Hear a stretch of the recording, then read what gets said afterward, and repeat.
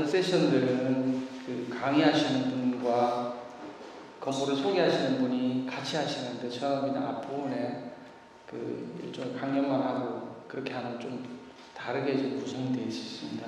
그래서 제가 한 시간 정도 서울의 땅과 건축이라는 주제에 대해서 말씀을 드리겠습니다. 왜 강남인가 하는 얘기를 오늘 좀 하겠습니다. 강남 3구에 많은 부자들이 살고 있고 대한민국의 권력과 혹은 정치적인 그 결정, 어떤 법안 결정을 하는 대부분의 사람들이 강남에 살고 있고, 그러니까 당연히 강남이라고 할 수 있겠죠. 그런데 그 기저에 어떠한 물리적인 조건 때문에 강남이 이런 그 현재의 대한민국의 특구가 되었는지를 오늘 그런 얘기를 좀 해보도록 하겠습니다. 서울에는 3가지 도시 조직이 있다고 저는 오늘 이제 얘기를 좀 드리겠습니다. 자, 이 그림은 1960년부터 2000년대까지 거의 한 40년 동안 서울특별시에서 행해진 각종 도시 계획 사업을 다 오버래핑한 그림이에요. 그 중에서 면적으로 따져보면 제일 많은 면적이 토지구역정리사업, 두 번째가 택지개발사업, 세 번째가 주택재개발, 재건축 사업, 요 3가지예요. 이 초록 색깔 빛깔 나는 데가 대부분 다 토지구역정리사업으로 만든 지역이에요. 강남에 많고 강북의 도심에도 일부에 있고 중랑천 오른쪽에도 있고 이쪽에 서대문구 쪽에도 있고 그다음 마곡 쪽에도 있고, 한국전쟁이 끝나고 53년에 도심이 파괴됐기 때문에 그 도심을 정비하기 위해서 했던 지역이고, 그 이전에 39년에 일제강점기 때죠. 그때 제일 먼저 했던 데가 대현과 도남과 그다음에 영등포. 그러니까 이 사업은 실제적으로 일제강점기 때 시작한 거예요. 그러다가 우리 대한민국 정부가 수립되고 한국전쟁이 끝나고서도 했고 60, 70년대도 여전히 이 사업으로 했던 거예요. 1970년대, 80년대에 영동 1, 영동 2, 그리고 잠실, 강남 전 지역이 다 이 사업으로 인해서 만들었습니다. 그러면 토지구역정리사업이라는 도대체 어떤 사업인가를 한번 볼게요. 자, 여기가 이제 화양동인데 왼쪽은 하기 전에 지적도고 요건 한 이후예요. 자, 여기는 땅이 이렇게 커요. 그죠? 근데 이 안에 길들이 없어요. 이 지역을 이렇게 바꾼 거예요. 자, 그럼 여기는 길이 만들어지고 필지를 잘 정리를 했어요. 자, 어떤 바뀌었냐면 농지였던 땅을 도시화 지역에 집을 질 수 있는 땅으로 잘라서 정비를 한 거예요. 말 그대로 토지를 구획을 해서 정리했다. 자, 그런데 제가 여기 이제 땅들을 한 사람이 갖고 있을 수도 있고 여러 사람이 갖고 있을 수 있잖아요. 그죠? 제가 예를 들면 여기서 땅을 100평을 갖고 있다 쳐요. 근데 이 사업을 하고 나면 내 땅이 40%를 떼줘서 60평만 내가 가져가요. 왜? 40%는 정부가 그 땅을 가지고 도로도 만들고 공원도 만들고 공공건축을 짓기 위한 땅을 하고 비축하기도 하고, 그래서 제 땅은 60평밖에 안 돼요. 나는 40%를 잃어버려요. 그런데 땅값이 이 사업을 한 이후에 올라가죠. 왜? 정비가 되고 길이 생겼으니까. 길 없는 땅을 우리가 맹지라고 하죠. 맹지가 다 해소가 된 거예요. 그래서 내 땅값이 2배가 올라가고 3배 올라가면 내가 40%를 주고 나더라도 나한테 이익이 되는 거예요. 굉장히 좋은 거죠. 그죠? 토지주 입장에서는. 공공의 입장에서는 공공의 직접적인 세금을 갖고 투자를 하지 않더라도 도로를 만들 수가 있는 거예요. 얼마나 좋은 거예요. 그러니까 윈윈 게임이에요. 서로 좋은 거예요. 어떨 때? 땅값이 계속 올라갈 때. 부동산에 광풍이 불게 한 사업이 바로 이거예요. 왜? 내 땅이 되기만 하면 나는 그냥 땅값이 서너 배 뛰니까. 그렇죠? 굉장히 중요한 사업인 거예요. 강을 따라서 남쪽에 아파트 지구가 있고, 그 다음에 반대쪽 남쪽에 테란로가 있어요. 한쪽에는 아파트, 한쪽에는 고층 오피스가 있는데 그 사이는 어떠냐? 이렇죠. 그 사이는 자글자글자글한 필지들로 이루어진 게 바로 강남이에요. 그리고 이 안에는 아파트도 있지만 단독주택은 이제 많이 사라졌지만 80년대, 90년대부터 다가구 다세주택이 들어서서 꽉 차고, 그게 이제 상당 부분이 다시 커머셜한 거 혹은 뭐 엔터테인먼트, 비즈니스 이런 거 계속 진화하는, 그게 바로 강남이에요. 그러니까 강남은 의외로 다 다양한 건축들이 있어요. 용도들이. 비싼 집만 있는 게 아니고 지하방도 있어요. 그죠? 왜 그러냐? 바로 토지구역정리사업 때문에 그런 것이 만들어질 수 있었던 것 같아요. 자, 이 크기가 852m에서 965m인데 물론 여기 도로가 지나가니까 한 500m 되는 블록이라고 보시면 될 것 같아요. 근데 이 크기가 어느 정도인가? 500m라고 하는 블록의 크기가. 자, 비교를 해볼게요. 이 블록이 지금 요거는 잠시 돌아갈까? 요 위 블록이 있거든요. 요 850에서 요게 700m 요 블록이에요. 요 국기원 블록입니다. 오늘 여러분들이 가서 보시는 두 개의 건물이 아마 여기 있을 거예요. 그 블록입니다. 자, 이 정도 크기의 블록은, 자, 우리 지금 여기가 종로구고 아마 우리 있는데 여기가 종각이고 여기가 인사동 길이에요. 여기도 380, 540 이렇게 커요. 그럼 이 안에는 도로가 있기는 있어요. 있는데 자동차가 양쪽으로 교행할 수 있는 보차 분리가 된 교행할 수 있는 도로는 없어요. 그게 제가 정리하는 제 나름대로의 블록의 기준이에요. 그 안에 자동차가 지나가면 저는 블록을 자른다고 보는데 여기에는 없다 이거예요. 이 큰 블록 속에서 여러분 오늘 이제 가보시면 알겠지만 여기 사실 보차 분리가 안 돼 있거든요. 그냥 차들 가고 보행자들이 지나가는 길이에요. 슈퍼블록이라는 거죠. 토지구역정리사업으로 만든 블록은 슈퍼블록이다. 어느 정도 그냥 맨하탄 블록의 거의 10배에서 15배 사이에 커요. 맨하탄의 블록은 280에서 70이고 이 도로들은 대부분 다 이 우리나라 영동대로나 이런 도로보다는 좁지만 다 차가 지나갈 수 있는 도로로 구성되어 있는 격자형 구조로 되어 있고 미국의 사바나라고 그리도시 전형인 이런 도시들도 200m, 교토도 더 작고 파리도 그렇고 뭐 샌프란시스코, 헬싱키 이런 블록들이 훨씬 더 작다. 서울보다. 이 큰 블록이 어떻게 구성되어 있냐면 우리나라의 모든 도시화 지역의 땅들은 지역지구제라는 이름으로 그 땅에 다 용도가 다 지정이 되어 있어요. 상업지역, 주거지역, 공업지역, 녹지지역 이렇게 구분이 되어 있어요. 상업지역은 일반 상업지역, 중심 상업지역, 근린 상업지역. 주거지역은 1종, 2종, 3종, 준주거 뭐 이런 식으로 다 분리가 되어 있어요. 그게 왜 중요하냐? 그 용도 지역에 따라서 어떤 건물을 지을 수 있냐 없냐가 다 정해져 있어요. 그 다음에 건물의 크기를 어느 정도 지을 수 있냐 다 정해져 있어요. 그러니까 그거는 그 지역 지구제에서 그 땅값이 차이가 어마어마하게 차이가 나는 거예요. 예컨대 여기는 상업지역이에요. 용적률이 아마 600에서 800쯤 될 거고 여기에는 3종 주거지역, 여기에는 2종 주거지역이에요. 2종은 자 이제 어려운 용어로 용적률이라는 거 많이 들어보셨죠? 용적률이 200%고 여기는 600, 800%예요. 그러면 4배가 더 크기 건물을 여기 지을 수 있는 거예요. 땅값은 당연히 여기가 4배 비싼 거죠. 만약에 이 3종 주거지역을 이 상업지역으로 바꿔준다. 여기는 3종은 250인데 600으로 바꿔준다. 그러면 나는 갑자기 내가 부자가 2배, 3배 부자 되는 거예요. 어떻게 바꿔줄 수 있겠어요? 바꿀 수가 없는 거예요. 블록이 크기 때문에 한 블록이 여러 개의 종으로 구성되어 있다. 바깥에는 상업, 들어가면 3종, 2종, 어떤 블록에 위에 이제 국기원 블록 들어가면 1종 주거지역까지 있어요.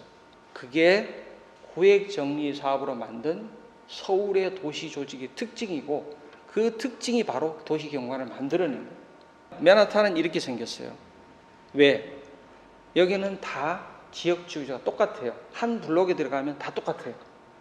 그러니까 동일한 법들이 적용되는 반면에 강남의 여기는 테헤란로를 따라가는 여기는 상업지역이기 때문에 건물이 이렇게 들어가는 거고 뒤쪽에는 2종이니까 이렇게밖에 안 되는데 이런 것들을 왜 썼을까? 요거는 다 이유가 있어요. 들어가 보면. 그래서 우리가 같은 격자형 도시지만 맨하탄과 가장 대표적인 맨하탄과 서울을 비교했을 때 어떤 도시가 만들어진가를 이해할 수 있겠습니다. 이게 토지구역정리사업이에요. 이제 두 번째로 좀 넘어가 볼게요. 6, 70년대까지 이걸 했어요. 근데 이게 문제가 있어요. 어떤 문제? 1번. 속도가 너무 느려요. 토지구역정리사업은 소유주가 그대로 있는 거예요. 내가 땅을 갖고 있으면서 내가 사업자예요. 물론 공공이 주도를 하지만 내가 소유권을 공공한테 주는 게 아니에요. 내가 갖고 있는 상황에서 사업이 벌어져요. 내가 돈을 이익도 없지만 땅을 펴더라도 내가 집을 안 지면 건축 행위가 이루어지지가 않아요. 아까도 보셨지만 70년, 80년, 10년이 걸렸잖아요. 그죠? 그 사이에 아무것도 안 이루어지는 거예요. 그러니까 서울이 그 당시 인구가 폭발적으로 늘어나는데 토지 구획 정리 사업만 갖고는 그 인구를 수용할 수가 없는 거예요.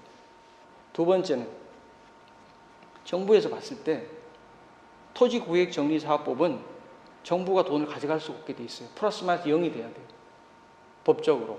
근데 보니까 3,000원짜리 땅을 사갖고 3만 원이 되면 내가, 그죠?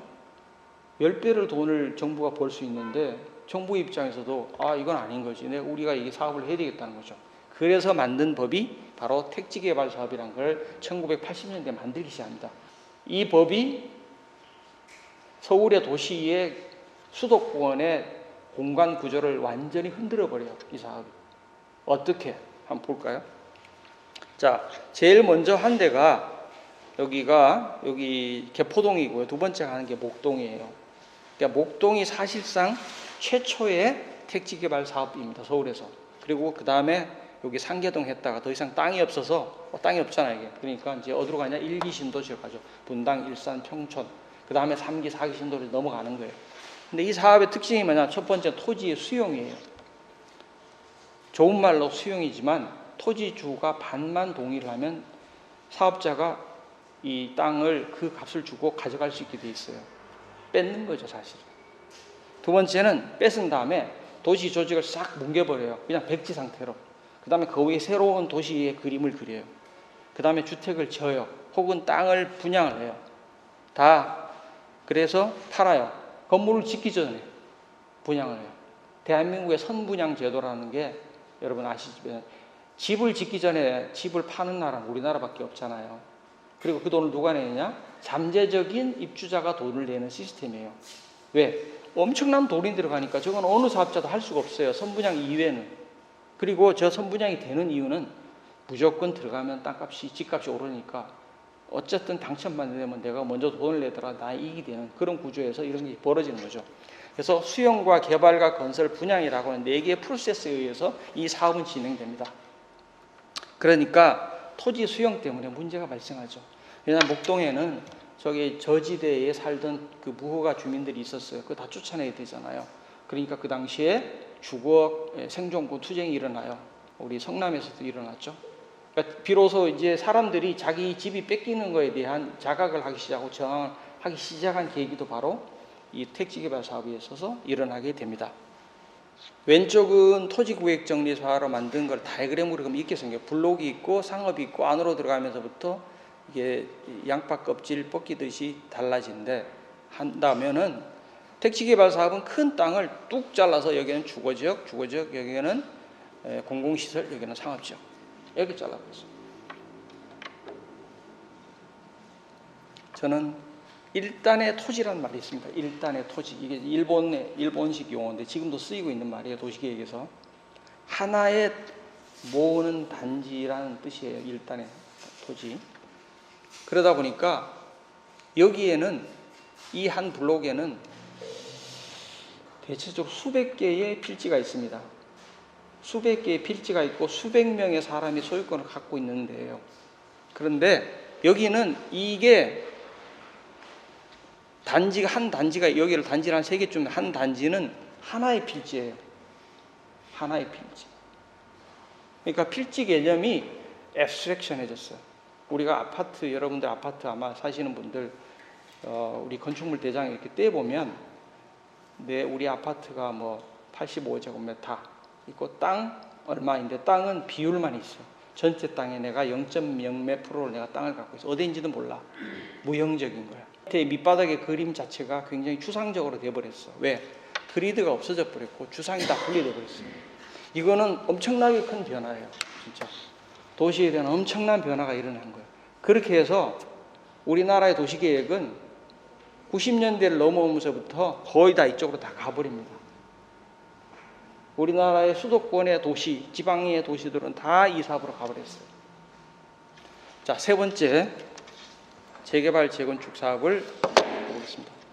노란 것은 재개발이고 이 보라색은 재건축이에요. 우리가 일반적으로 알기엔 두 개가 다 똑같다고 생각하잖아요. 뭐 별 차이가 없잖아요. 그죠? 근데 사실상 두 개는 다른 사업이에요. 두 개가 지역으로 보면 재개발은 강북에 구릉지에 많고 노란 거, 불규칙하고 마치 나뭇잎에 벌레 갈거모처럼 이렇게 구역이 생겼고, 재건축 사업은 네모 반듯하게 생겼어요. 두 사업은 전혀 다른 사업이에요. 주택 재개발은 너무 노후화돼서 저거를 주민들이 개량을 해서 살게 하도록 정부가 도와주는 일종의 공적 사업이에요. 반면에 주택 재건축 사업은 주민들이 자발적으로 자기들이 주택을 개량하는 이런 사업들이에요. 그리고 주택 재건축 사업은 민간 사업이에요. 그러다가 2002년에 와서 법이 바뀌어서 이 두 개의 사업은 다 공적 사업이 돼요. 그 뜻은 뭐냐면 공공이 이 정비 계획을, 어려운 용어인데 정비 계획을 수립해서 간다는 뜻이거든요. 그러니까 충돌이 계속 일어나는 거예요. 압구정동이나 음마아파트에서 충돌이 일어난 이유는 그 사람들, 야, 내 땅 갖고 집을 짓는데 왜 공공이 뭐라고 하는 거예요. 근데 그 법으로 보면 그게 공적 사업이거든요. 공공이 계획을 수립하고 그 안에서 인프라도 구축하는 사업들이에요. 그리고 재개발 사업은 대체적으로 사업이 일어나고 나면 주민들이 절반은 다 떠나요. 왜냐하면 경제력이 없기 때문에. 구릉지에서 사는 사람들이 다 떠나요. 통계적으로 보면. 재건축 사업, 특히 강남에는 거의 대부분이 남습니다. 왜? 대부분 여유가 있는 사람들이고 충분히 그걸 감내할 수 있는 사람들이에요. 그리고 자기가 부담금을 내더라도 땅값, 집값이 2배로 뛰니까 당연히 남죠. 무슨 현상이 일어날까요? 주택 재건축 조합은 자기 집의 퀄리티를 모니터링을 할 수 있는 교육도 받았고 이 사회적 신분 높은 사람들이 모여있는 동네예요. 그러니까 끊임없이 모니터링을 해요. 반면에 재개발 사업은 주민들이 그런 결속력을 가지기 어려워요. 대부분. 그러니까 집들이 결과가 어떻게 되는가에 대해서는 모니터링하기 어려워요. 그러다 보니까 재개발 사업은 법적으로 저거를 지면 임대주택을 넣어야 돼요. 근데 주택 재건축 사업은 그 임대주택 의무가 있었어요, 한때. 근데 없어졌어요. 노무현 정부 때 있었던 이명박 정부 때 없어졌어요. 그 없어진 이유는 들어가 보면 이유가 있긴 해요. 근데 없어져 버렸어. 어떤 현상이 벌어졌냐면 재개발 사업은 사업을 성공시키기 위해서 용적률 인센티브를 받으면서 임대주택을 넣어요. 그러니까 용적률이 막 400%까지 올라가요. 그러니까 막 산등성이에 막 꼽히는 거야, 아파트가. 불규칙하고 막 옹벽이 생기고 이런 게 생겨요. 근데 이 재건축 사업은 주민들이 법적 의무가 없기 때문에 인센티브를 받지를 않아요. 1:1 재건축이란 말이 있죠. 우리는 면적 큰 거 필요 없어. 우리는 250%만 딱 할래. 이렇게 나가는 거예요. 왜? 그게 훨씬 더 결속력을 다지고 부동산 가치가 올라가기 때문에. 그래서 재개발과 재건축 사업은 하면 할수록 도시 안에 격차가 벌어져요. 계속 벌어져요. 아무도 얘기를 할 수가 없어요. 근데 이 얘기는 너무나 민감한 정치적인 이유기도 하고, 이 아파트의 동력은 결국은 고층화, 단지화예요. 왜? 밀도를 높이기 위해서는 저 방법밖에 없다고 우리가 알고 있기 때문에. 밀도를 계속 높여야만 사업이 되잖아요. 저게 사실은 우리나라의 대한민국의 지금까지의 부동의 공식이에요. 근데 19세기 이전의 유럽을 한번 우리가 볼까요? 용적률의 개념에서 볼게요. 대체적으로 우리나라의 아파트 용적률이 한 250에서 한 350쯤 돼요. 여기가 파리의 무프타르 지역이라는 아주 도심인데요. 이제 연구가, 제가 한 연구는 아니고요. 우리 옛날에 서울연구원에서 한 거예요. 500m, 500m에 블록을 뚝 잘라서 그 안에 용적률과 건폐율을 계산해 봤어요. 그랬더니 건폐율이 70%, 용적률이, 이게 FAR이 용적률이거든요. 277%예요. 이미 19세기 이전에. 높잖아요. 단 건폐율은 높아요. 포브르디 룰은 500%예요. 80%예요. 층수는 몇 층이냐? 얼마 한 7층쯤 되겠죠? 이렇게 돼요.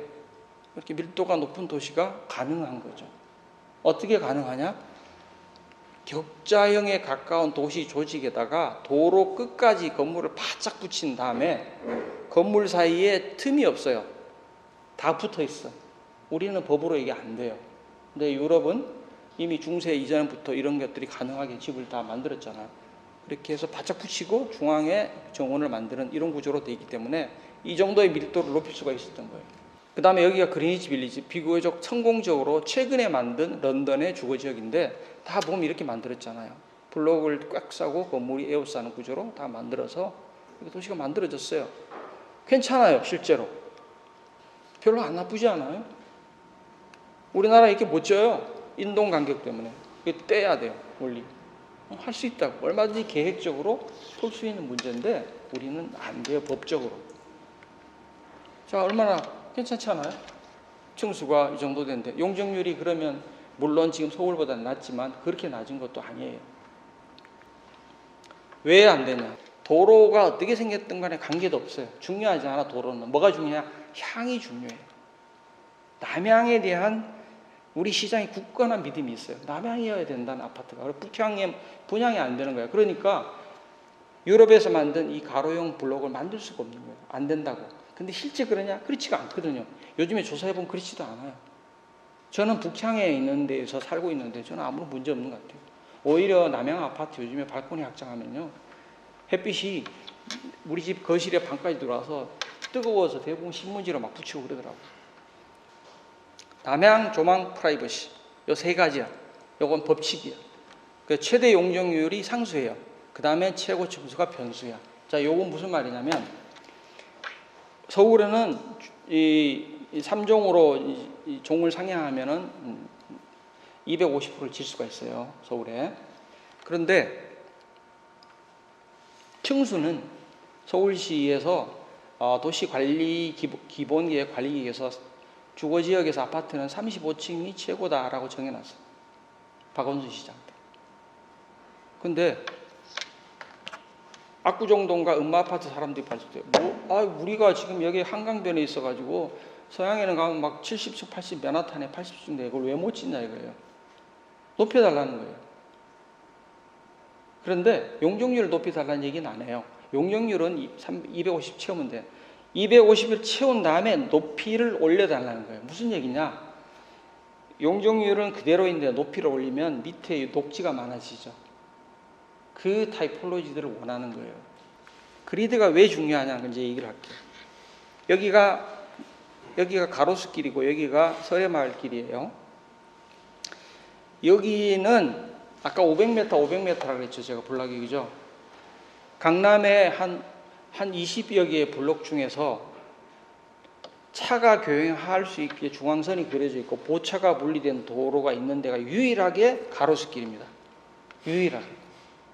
그러니까 당연히 여기는 매력이 있을 수밖에 없죠. 게다가 이 도로를 중심으로 해서 양쪽에 도로가 2개가 더 가요, 이렇게. 그래서 2차, 3차의 격자형 구조가 만들어져 있고, 그 다음에 1대 1.2 정도의 프로포션을 갖고 있어요. 그리고 도로가 15m예요. 설해마을길도 마찬가지예요. 1대 1.5 이런 구멍을 가질 거예요. 이 정도의 스케일이 아마도 우리가 느끼는 가장 인간적인 척도인 것 같아요. 이 프로포션도 중요하지만 이 높이도, 절대 높이도 중요한데 우리가 걸어 다니면서 느낄 수 있는 그런 도시 문화에 대한 그 감각의 이 한국인에서 느끼는 그 스케일이 바로 이 스케일인 것 같아요. 그러니까 이게 어디냐? 가로수길, 홍대 앞, 이 토지구역정리사업으로 만든 건 아니지만 경리단길, 이 모든 게 대부분 다 이런 정도의 스케일이에요. 그리고 여기에는 뭐냐? 믹스 유즈예요. 주거와, 뒤에는 다 집들이에요. 주거와 상업이 믹스드가 돼 있고 어느 정도의 도로의 폭과 이런 프로포션을 갖고 있고 그런 거예요. 그리드는 이게 이제 압구정동을 우리 이제 강남을 보면 여기는 이제 아파트 지구고 이쪽은 테란으로 보면 그 중간 지역이 있대요. 중간 크기의 여러 가지 믹스 유즈의 건물이 모여 있는 이 구조, 즉 이거 세 개가 같이 있는 구조. 이게 바로 강남이 갖고 있는 힘인 것 같아요. 얘만 갖고 있으면 안 될 것 같아요. 얘도 있고 얘도 있으니까. 이거를 가질 수 있는 도시는 없다 이거죠. 택지개발 사업 갖고는 이렇게 못 만들어요. 돈 때문에, 규정 때문에 만들 수가 없다 이거죠. 이거는 2016년에 베니스 비엔날레 한국 건축전을 했을 때 36개 건물을 저희들이 샘플링을 해서 모형을 만들었던 건데요. 빨갛게 칠해진 부분은 이 법 이외에, 불법은 아닌데 그 법의 요 약간의 그 중간에 그레이를 이용해서 훨씬 더 이 볼륨을 늘린 거를 보여주는 그림인데, 이 24개가 다 어디 있냐면 토지 구획 정리 사업에 있습니다. 왜 그러냐? 첫째, 소규모 건축 설계를 가능하기 때문에 그래요. 아까도 했지만 아파트 단지는 단지가 커서 한 회사가 설계를 해요. 10만 제곱미터를 한 회사가 설계하는 거예요. 근데 이거는 잘랐으니까 건축가들이 설계를 할 수가 있잖아요. 그러니까 2000년대 이후에 수많은 건축가들이 해외에서 공부도 하고 경험 있는 건축가들이 독립을 했는데 아파트 설계 할 수가 없어요. 어떻게 해요? 이런 시장에 들어가기 시작한 거예요. 그 전에 이런 시장은 누가 들어갔냐? 소위 뭐 폄하하는 건 아닌데 집장사들이 했던 영역이에요. 집장사들이 영역으로 들어가기 시작한 거예요. 두 번째는 정말 이게 중요한데 점진적인 변화가 가능해요. 회복력을 가지고 있어요. 문제도 많지만. 왜? 이게 픽셀처럼 다 나눠져 있기 때문에 내 집만 고치면 되잖아. 근데 아파트 단지는 10만 제곱미터가 하나의 필지로 돼 있어 소유자가 1000명이 같은 소유를 갖고 있어서 1000명이 동의하면은 복원을 할 수 있어요. 지금은 할 수 있어요. 왜? 돈이 있으니까. 그리고 강남은 돼요. 근데 주변적으로 나가면 1000명이 동의를 해서 그거를 재생할 수가 없게 돼 있어요. 그러니까 복원력이 없는 거예요. 택지개발 사업으로 만든 지역 중에서 땅값이 오르지 않으면 그 지역은 복원이 안 됩니다. 인구가 줄어들고 고령화가 되고 더 이상 부동산의 동력을 얻지 않는 그런 시대에는 우리가 신화로 믿고 있던 이 택지개발 사업은 어쩌면 더 이상 서스테이너블 하지 않는 모델일 수도 있어요. 그 다음에 스몰 비즈니스가 가능해요. 이 아파트는 결국은 그 건설회사의 하청을 할 수 있는 그 리스트에 들어간 업체만이 일을 할 수가 있는 반면에 이 작은 것들은 동네 아저씨도 할 수 있어요. 그죠? 동네 아저씨 목수도 할 수가 있고 있어요. 그 사람들이 물론 퀄리티가 더 낮긴 하죠. 근데 저렇게 해야만 전체적인 퀄리티가 올라가는 거예요. 그 다음에 마지막 사회적으로는 이게 소셜 믹스가 가능해요.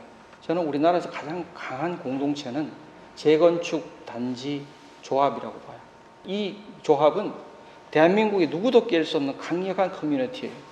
근데 사회학자의 표현을 빌리면 이거는 기계적 미케니컬 솔리데리티예요. 공동의 이 경제적 이익을 위해서 뭉친 이게 재건축 조합이에요. 우리나라의 법체계가 이렇게 돼 있어요. 광역도시계획, 도시기본계획, 도시관리계획 이렇게 있어요. 자, 도시기본계획은 우리가 구청이나 시청에 가면은 막 큰 지도가 있는데 막 도로망 있고 이런 거 있죠. 그런 게 도시기본계획이에요. 도시관리계획은 뭐냐면 그거보다는 더 자세히 들여다보는 스케일이 좀 자세히 들여다보는 계획이에요. 근데 그 계획의 가장 대표적인 게 지구 단위 계획이라는 게 있습니다. 어려운 용어로. 지구 단위 계획에서 뭐를 결정하냐면 토지 규정 계획과 지역 지구제를 결정을 해요. 오늘 얘기한 모든 게 다 여기서 결정돼요. 그래서 우리 건축가들이 대부분의 하는 일, 작은 일들은 다 여기서 이루어지는데 실제 우리 도시에는 이 사이에 정비 사업이라는 게 있어요. 이게 뭐냐? 아까도 얘기했지만 재개발, 재건축, 택지개발 사업 이런 큰 덩어리 사업들은 이 도시관리계획이 정해지기 하고는 별도로 만들어져요. 여기에서 도시가 움직이고 있는 거지. 근데 우리나라 이제 여러분들 우리 대부분의 건축가들이 이 세계에 못 들어가고 있어요. 그러니까 실제 도시를 막 큰 덩어리를 움직이는 게 건축가들이 개입을 해야 되는데 건축가들이 개입하기 굉장히 어려운 구조로 되어 있다는 말씀을 드려요. 그러니까 24개 제가 조사했던 그 아파트 단지의 평균 면적이 땅이 5만 제곱미터입니다. 5만 제곱미터. 근데 서울의 평균 필지 면적은 250제곱미터예요. 이 사이가 없어요. 이게 정말 이게 생겨나야 되는 것 같아요. 이것만으로는 건축가들이 생존하기 어려워요. 너무 작아서. 오늘 보시는 건물 보는데 이제 세 분의 건축가들은 그래도 다 명성이 있고 이름 있는 건축가들이니까 강남에 그런 땅에다가 설계를 할 수 있었겠죠. 그죠? 근데 그거보다 이제 홀로 설계하는 건축가들은 그런 건물 설계하기 어렵거든요. 근데 이것만 갖고 먹고 살 수가 없잖아요. 여기는 못 들어가. 이런 시장이 생겨나야 돼요. 자, 다시 한번 이 지도로 볼까요? 얘는 재건축, 얘는 토지 구획정리사업, 얘는 용적률이 200, 얘는 268, 뭐 이렇고 한데 여기에는 땅 크기가 250제곱미터인데 얘는 20만 제곱미터예요. 여기는 주민들이 3,400세대가 살고 여기는 8세대가 한 집에 이런 두 개 전혀 다른 도시가 이렇게 공존하는데 어느 것이 더 회복력이 강할까? 어느 것이 더 서스테이너블 할까라고 하는 질문을 우리가 던져볼 필요가 있다. 그래서 2017년에 소규모 정비 사업이라는 걸 만들어요, 법이. 정부에서. 그래서 자율주택 정비사업, 가로주택 정비사업, 소규모 재건축 사업 만들었어요. 하고 있어요. 서울시에서 홍보도 많이 해. 근데 시장에서 잘 안 움직여요. 왜냐, 사업이 잘 안 되기도 하고 안 해봤고, 또 이런 사업을 할 정도의 중간 규모의 디벨로퍼들도 없기도 하고, 또 한편으로는 지금까지 해왔던 이 사업의 관성이 있기 때문에 이 시장을 잘 모르기도 하고. 이런 게 이루어지려면 어떻게 되냐면 건축가들이 디벨로퍼들하고 같이 일을 해야 하면 이 사업이 벌어지거든요. 그 시장이 있어요, 지금. 그 시장에 누군가 건축가들이 뛰어들어가야 될 시점인 것 같아요. 일부는 이미 뛰어들어가고 있고. 지에서 공간 잡지에서 봤는데 이게 단지형 다세주택, 자율주택 정비 사업이 2020년에 있고 공간지에 실렸더라고요. 내가 너무 반가워서 이렇게 찍었어요. 이런 사업들이 실제 이루어질 수 있다는 거죠. 건축가들이 손을 대서 아까도 말씀 5만 제곱미터하고 250 사이에 있는 규모를 만들 수 있는 시장이 있다는 거예요. 그래서 이제 제가 이제 중간건축이라는 말을 좀 제가 썼는데 이 책에서 중간건축이라고 하는 거는 대지가 250이에요. 이게 서울의 평균이에요.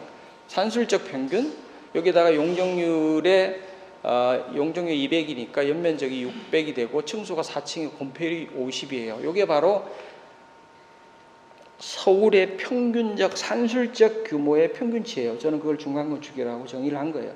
제가 뭐 만든 것도 아니고 그냥 통계예요, 통계. 이게 모여서 하나의 블록을 형성하는 그게 매우 중요하다라고 말씀을 드리는 게 이 책이에요. 그래서 오늘 여러분이 보시는 이 건물은 바로 어떤 의미에서 중간건축을 보러 가시는 거예요. 그리고 그 중간건축이 만들어질 수 있었던 것은 바로 토지구역정리사업이라고 하는 땅이 만들어졌기 때문에 가능한 거다. 이렇게 말씀드릴 수가 있겠습니다.